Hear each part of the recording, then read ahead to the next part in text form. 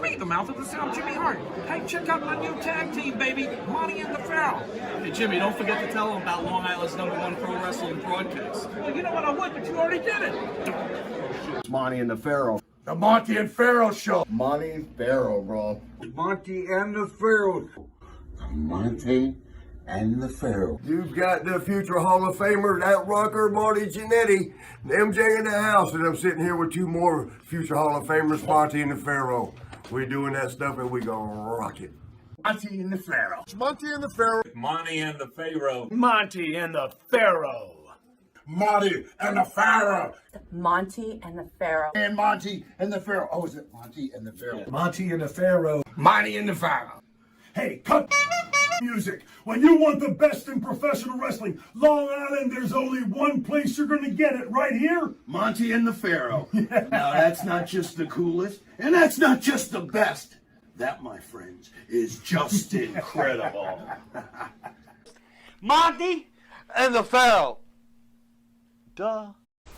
I'm having one fun with Monty and the Pharaoh, and I'm going to put him in a crossface again, and he's going to go down right now. Yeah. Hey! Not get it called off the Russian Nightmare. And you're watching the #1 show on Long Island with Monty and the Pharaoh. I'm not trying to take Jimmy's spot. I wasn't trying to act like Jimmy. I wasn't trying to fulfill Jimmy's shoes. I could never fulfill them legend shoes. Hell, we don't even wear shoes, so you know, that's pretty funny. I mean, goddamn, I got.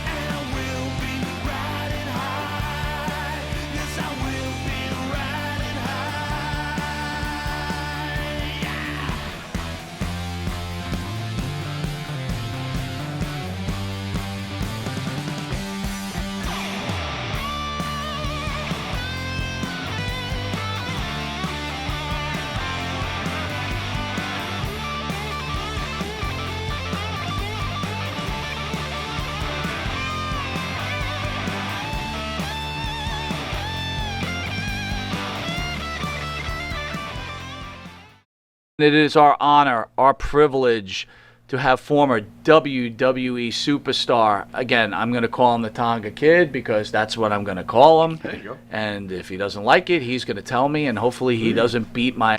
Thank you, Tonga Kid, for joining us, brother. Yes, my man. What's going on? Doing great, doing great. Thank you so much for having me here, man. Appreciate it, man. Much love, much love. First of all, man, I want to say thank you guys for having me on the greatest show that I can imagine since I've been back to New York. Coming back here to New York and to come right into your show is an honor for me. Thank you so much for having me. Knowing that you're the nephew of the great Afa and Snuka, the Wild Samoans, was it just a foregone conclusion that you were going to become a pro wrestler, or how does it start for you coming in, you know, having this family? What was it like becoming a wrestler? What made you decide, I'm going to go for it? Well, it all started when my mom contacted Afa and Snuka, and my mom, you know, of course, so everyone will understand, is my mom's brothers. And that's where I come in at as a young kid from San Francisco, just running the street, just doing some books, doing shit I'm not supposed to do. Sure. Period. Sure. So what she does, she calls her brothers and say, hey, my son is whatever, and then I ended up with Afa and Snuka in Pensacola, Florida. And man, these guys were scary. Scary looking for me. I mean, I was rattled. It's basically like I had fear.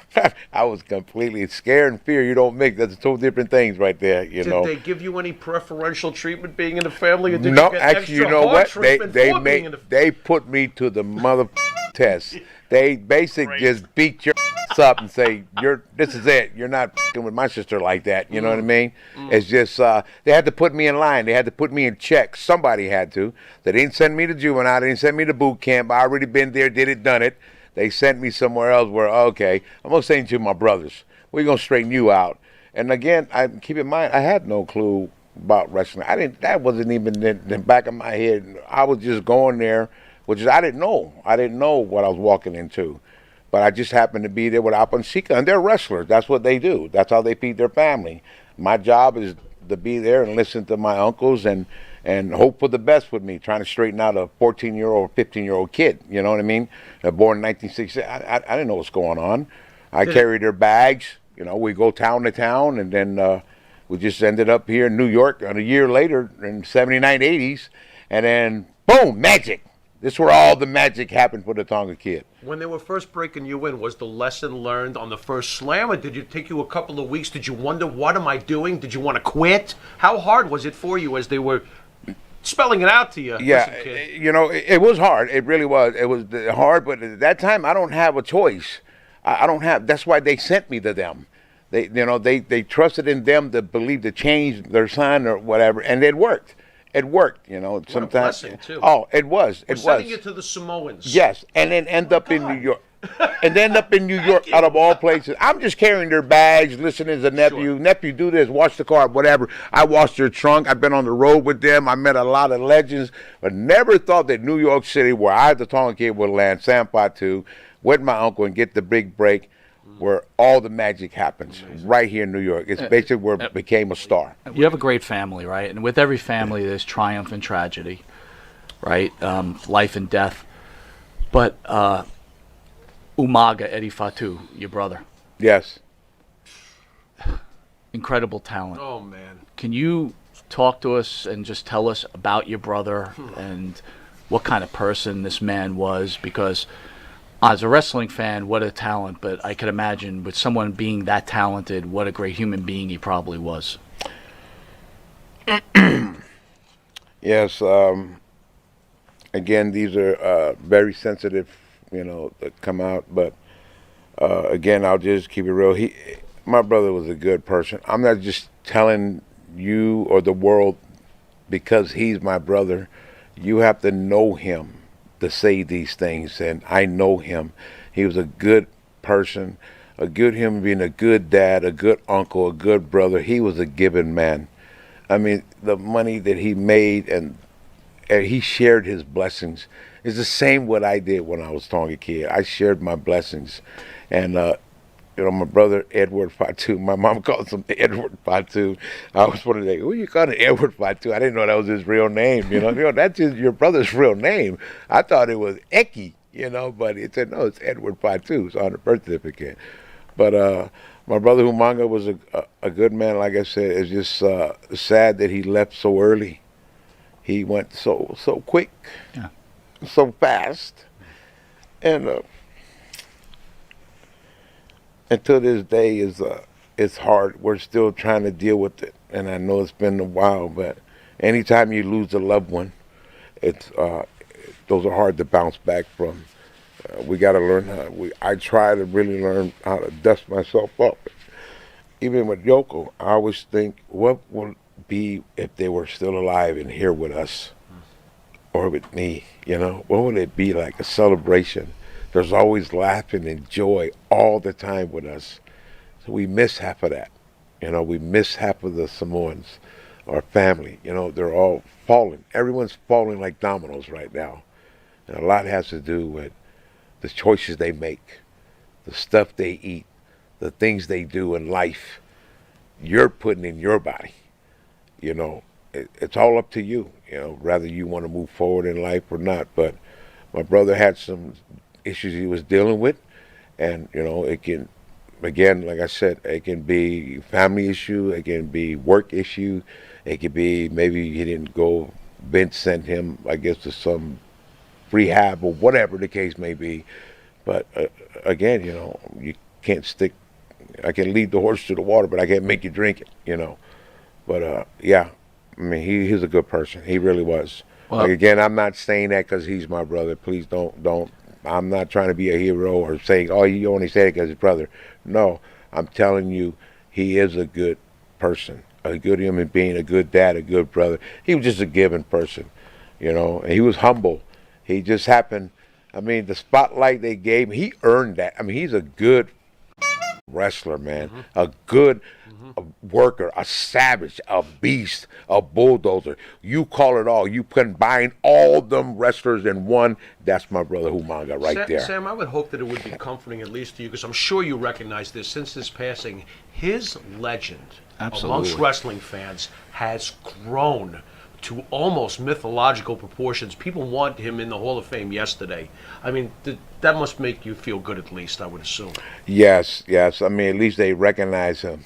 At least they thought about him. You know what I mean? I was going to name my son Umaga, and No that is way. the truth. He No, would've. that is the truth. He If my would've. wife was No here, way. she would tell you. I was Umaga naming Monty. my son Umaga. There's Humaga right here. That's it, baby, Umaga. Ay, ay, ay. You had some children, and from what I've read, your wife had a heart attack during childbirth and recovered, God bless. Yes. Can you tell us that story, what happened and how you felt during this whole Which thing? is also medically unheard of, from what I understand. Well, thank too, God. What happened in that situation? Thank God and God That's- bless. Yeah. That's the Man, that was a 12 years ago. You know, this motherfucker mine. I need a zip for that, man, because that's a totally. little more? That's really yes. At most commercial def- break, I'm bringing it over. All right. Refill. All right. Ready? I thought she had the flu. She wasn't feeling good one night, and I thought, of course, it was flu season that time. So what are you supposed to think? So anyway, I ended up taking her to the emergency that night. It was about late, like 2 a.m, maybe 1. And I go park the car, like I always do. And she goes in, and then I come in, and they said, something's wrong with your wife. I said, oh, what's going on? She said, oh, she's pregnant. That's what they told me. I thought she had the flu. They go, oh, no, she's pregnant. I said, okay. That's the first visit. The second visit, we go, now I know she's pregnant now. We know. This is a shock because she wasn't supposed to be pregnant. She's not supposed to have any kids, period. I was 45 years old. She's not supposed to have any kids. Well, second loop around, now we know she's pregnant. She knows she's pregnant. Boom. Never didn't know we were going to have twins. Never at all. We thought it was one baby. That was it. Anyway, so the next visit, now we go for her checkup. Pregnant ladies go to regular for checkup, not emergency appointments, right? So she walks in there, and then I drop her off. I park the car again, the second round. And then they turn around, and next thing you know, we have all of these people on the 3rd floor. Keep in mind, it's just a regular appointment, just a checkup, see how she was doing. So when she arrived there, they took her straight up to the 3rd floor. I parked the car. When I arrived, I couldn't get up to the floor because there was too many commotion happening. I don't know what's going on. I have no idea. In my back of my mind, that ain't my wife. Right. That ain't my wife, Right. But I know the floor else. she's on Right. because I said, oh, she's on the 3rd floor. You already text me? So, okay. So anyway, I get up to the 3rd floor. I never forget the room number. It was A15. I'll never get that room number because that's what caught the corner of my eye because they wouldn't let me in the door. Now I know it's my wife. Something's going on. So she ended up having, I guess, started with a blood clot or something like that. And it came up to the leg, stopped her from breathing. Now, when they stopped her from breathing, I looked through the curtain, and there's a a lady on top of my wife pressing the chest to try to revive her. Keep in mind, she's pregnant now. You're jumping on her stomach, and now you're trying to bring her back to life or trying to get air in her. So the lady couldn't press no more. So a guy jumps on her now. Now you got two. Now they need a little bit more pressure, a little bit more muscle. I'm trying to get to the room. They're trying to talk me from coming in, but I can see them doing this to my wife. And I'm trying to get to her. So the security, code blue was for her, code red was for me. Oh, boy. To take me out and secure me because there's too much happening. There's people everywhere. I mean, you're talking 40 people in this one little room. They're all different. One's for the heart and the other one's for the leg. I mean, you got all these people trying to get to my wife. And then the last I remember is the doctor came out. You can almost see them bend their head down. And that feeling was the most darkest moment of my life. You can almost tell she's dead. When you see the doctors come out, they don't have to tell you. You can feel it. You can look at the emotion. And sure enough, man, she was gone. Yeah, she's gone. They covered with the blanket. I can see through the rope. That's how I knew the door number, because of the I can see through it all the way, but I remember that room number, and I remember them covering her with the white sheet, and the doctors were outside in the hallway talking, and they secured me in some lunchroom and sent a preacher up there to me, a preacher towards my way, not to her, but to me, to calm me down. And then they sent some lady to check my blood pressure, some nurse, I don't know. And then I think maybe 4 minutes later, the gentleman runs out to the hallway, and the doctors are sitting there trying to figure out, like, what happened. Like 4 or 5 doctors don't even know what happened. They said something about a blood clot, and then I guess some other stuff, whatever. I don't know. I'm not a doctor, so I don't know. But then all I heard was this voice, like, we got to pause. We got to pause. Oh, and then, boom, it's like, again, every traffic again, people want to be running all over it. We got to pause. It's like winning the lotto to them. Yeah. I don't know what that is. Yeah, I can't get in because they locked me in the lunchroom where they have lunch, these nurses and doctors. So they went back, boom, we got to pause. So, boom, they got the pause going. The other doctor comes in with you can hear them running down the hallway like spoons and forks. But this is not an emergency room. This is not a place where you cut someone and do surgery. This is an appointment. So they cut her, no anesthesia, nothing. They straight got the knife, just cut my wife. And they cut her like she's going to live. They could have cut her any way they wanted, just to yank the babies out. Your next thing the doctor had to do was to save my kids, the baby, the twins. They didn't have, whoever cut her wasn't trying to save just the twins. They cut her underneath where they wear the bikini, just like whatever you call that stuff, how they cut ladies for to bring the babies out. I don't know what they call that. But they cut it like she's C-section. Mm-hmm. But they could have cut her like this. They could have cut her and just get the babies out. Right. Right now we need to focus on the babies. The wife's dead. Didn't work that way. When they cut, whoever cut that doctor, until this day I met her, she's the one that cut where they want to save all 3 parties. And then they came in with all these night, no anesthesia, no nothing. My wife, she's already gone. As soon as they cut her stomach, the way they explain it, don't talk doctor to me. I know what a stroke is. I know what a heart attack is. Just talk straight. Tell me what happened. What do we? So when they cut her, they almost say it's like popping a balloon. When you pop the balloon, the air came out. So when they cut her, boom, the babies come out. Now the blood, everything's flowing now. So it's almost like, okay, whatever's happening is happening. The babies are out. They got her in the breathing through. Everything is moving. We got 48 hours. Did she make it or she don't? Right? That's his critical condition. Same time, the babies, the same way my kids. They were 26 weeks. They didn't even have a heart. They had a heart, but it's not fully developed. So one doctor holds one of my son, Marley Patu. I got a girl, Miracle. And they're doing the heart, the same thing what they did to my wife when she was. So now you got one doctor having them like that, and they had the finger, and they're walking my kids down the twins, pressing to keep the heart pumping until they got them to wherever they need to get them. Because this is not even an emergency room. This has nothing to do with a drama. It's just a regular practice. It's just a regular appointment room. You just go to for checkup. Right. And all took place in that room. Never happened in California history at all. Till today, people still talk about that. Never happened. Usually they call code blue, they lose them. This code blue, they didn't lose my wife or my kids. They code red. Well, of course for me, because I was already. I don't know what's happened. I'm freaking out. But yeah, that's how all that happened. Now I got 2 healthy, beautiful twins, Miracle and Marley. A set of twins, 12 years old right now.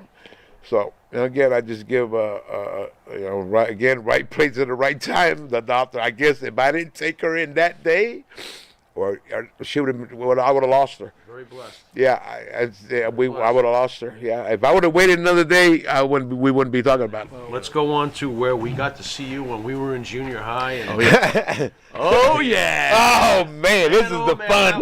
Rowdy Roddy Piper. Yes. Of course, we all know that you show up in the WWF defending the honor of your cousin, the great Superfly Jimmy Snuka. And boy, oh boy, talk about right place, right time, right superstars. Jimmy Snuka is at his He's so red hot, forget it. You got blisters all over your fingers if you touch him. Same thing with Roddy Piper. And here comes the Tonga Kid. Tell us about that awesome debut and your match with Roddy Piper at MSG. Please.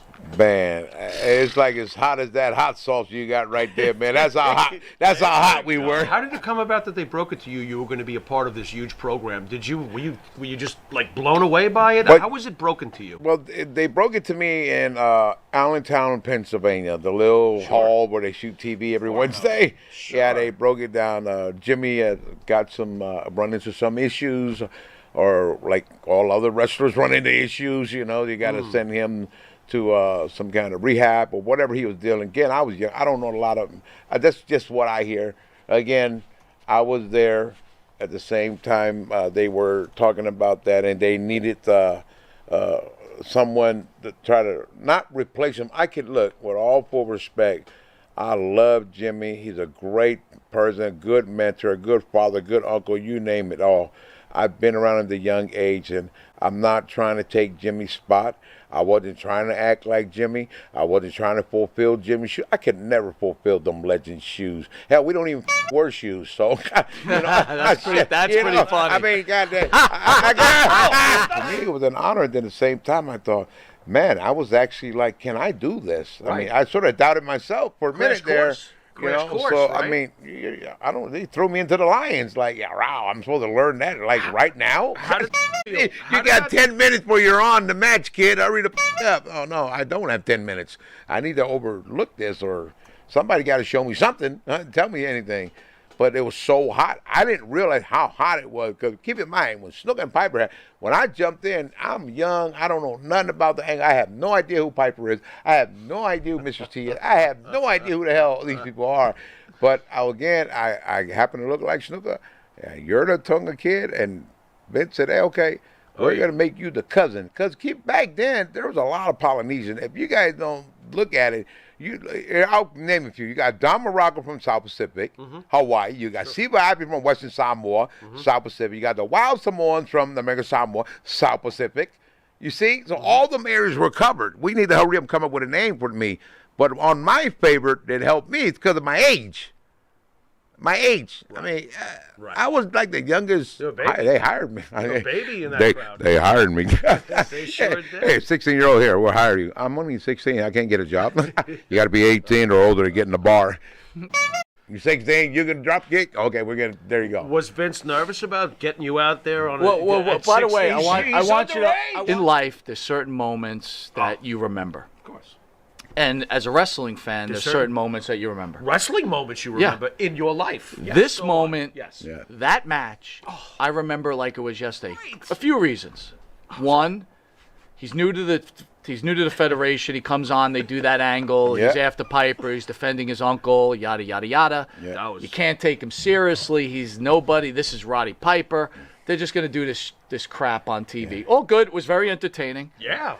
But I remember the month before, Howard Finkel would always announce the main event. Next month's matches. One of the best announcers. Yep. Oh, announces the main event, Tonga Kid against Roddy Piper. Right. I used to go to the Garden every month. Right. That month, I said, I ain't going to that. Sold out. I'm not ridiculous. Sold out. So we get to watch it on MSG like we used to. Red hot. This match was ridiculously incredible. I had to ask him at the dinner table, and please explain. Yeah, he got me goosebumps. Is this rehearsed? Because I got goosebumps too. That match is flawless, exciting, fire, talk about everything. So I did ask you, so maybe you could explain, because I thought it was interesting when we were having dinner. When Piper's ramming your head against the turnbuckle, I'm thinking maybe you guys talked about it, but you go ahead, take it from there. Okay, so here's what happened. So we didn't rehearse that. It's basically everything was on the fly. You got to keep in mind, I'm completely a virgin with everything. You know, walking into this, all I had to do was listen. But everybody has their moment to shine. Everybody wants to shine. So back then, you got the Michael Jackson, the moonwalk, okay? Michael Jackson, one of the hottest hip-hop in the fucking world right now, right? I mean, back then, the 80s. Well, I sort of put a little 2 and 2 together. Piper didn't even know I was going to do that. He had no idea. All he knows, every Samoan you slam a headbutt together, or you bump their heads, or hit on a turnbuckle, you hit them with a chair, we don't sell it. Right. Our gimmick is you got a hard head. Right. Well, yeah, we really do have a hard head. In reality and life, we do have a hard head. Okay. I mean, you hit me with a chair, I'll probably go down and gag myself, but we do have hard heads because your wife or whoever can tell you that over and over and over and over again. That's what I mean by hard head. So now, here we go, the headbutt. Okay, boom, everybody sells or they don't sell it. My thing was, okay, let me put a little bit of the flavor on it. I'm trying to stay with the 80s. I'm trying to stay, who's the hottest movie star? Who's the hottest hip-hop? Who's the hottest? Michael Jackson was hot. Be there. You know what I'm saying? I mean, you know, like Rick James, back in the... Well, what you're about to do wasn't planned, though, right? Not at all. Tell us. Okay, not at all. So Piper didn't even know it was coming. He had no idea that I could dance. So we get to the dressing room anyway. So now, boom, here comes this. A little bit of the moonwalk, a little bit of the strutting. I put a little bit of the mix. People didn't know, how does he moonwalk with no shoes? What is that move? Well, you got to know what that move is, because that's one of the hottest moves in hip-hop is the moonwalk. Oh, yeah. How can you not know what that is? Yeah.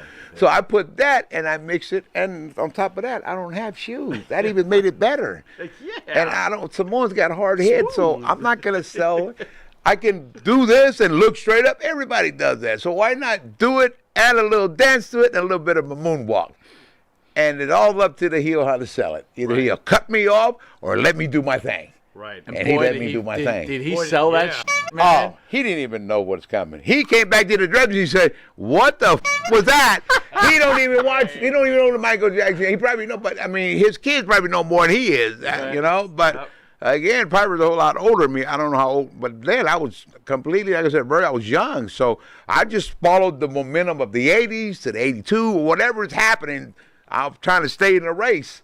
His face during that, like, he had never seen anything like that before in his life. Yeah. I mean, boy, Jimmy, I got to tell you. He just looked like this. He was, I mean, exactly. He was looking at me like he had no idea what I was doing. The most beautiful aspect of that moment, though, shows the amazing professionalism and the recognition of the moment of Roddy Piper. Yes. He let your moment breathe. Yes. The crowd had time to let it all out. His reaction was, what on earth? Yeah. Everything. But he could have cut me off. He could have. He could have not let me shine. But he could have just. But he recognized that's not doing either of you a favor at all. He knew it's what not was helping. Best. An amazing moment, man. Yes. He's so professional. Moment. So that's why they're called legends. Right. I'm a legend. I'm not putting myself over. I'm a legend. You don't have to. You are a legend. I give about a Hall of Fame with all due respect, but my kids said to me, and that's all that matters, that you are our Hall of Fame. That's all that matters to me. Thank you. Bro. I thank you guys for thinking about me. I thank you for watching my whole career in life. You guys probably know a whole lot more in my career than I do. We might. We might, which isn't good, right? No.